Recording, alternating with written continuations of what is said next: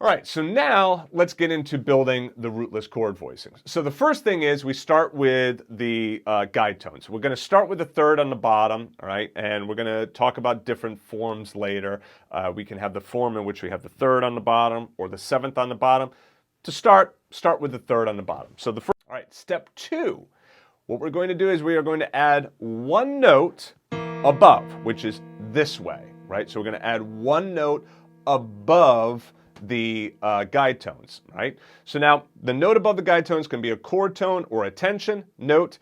This creates a 3-note rootless voicing, which is very handy to know, all right? Play a root underneath just to kind of get that sound. You could hear that it's a pretty nice sound.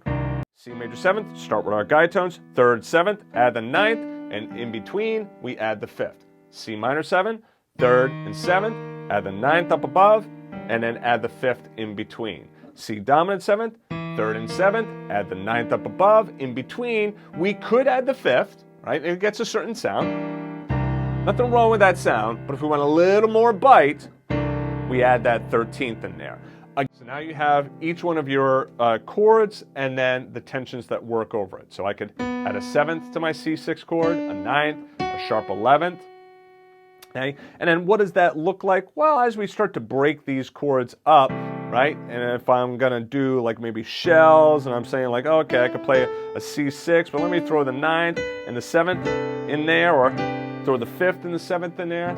Okay, so I can utilize this as a chart to help me build up my chords. These are not necessarily just for rootless chords. You could do it for any chord. It's just helpful to know what notes work on certain chord qualities. Next one, minor 7th chords.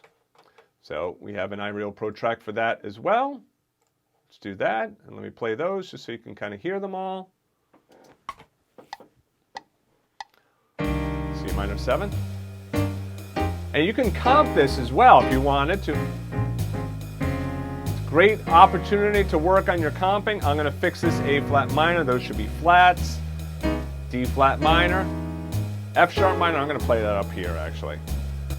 B minor. E minor. A minor. D minor. A little low on the G minor. I'd probably play it up there instead. Right? So again, you know, like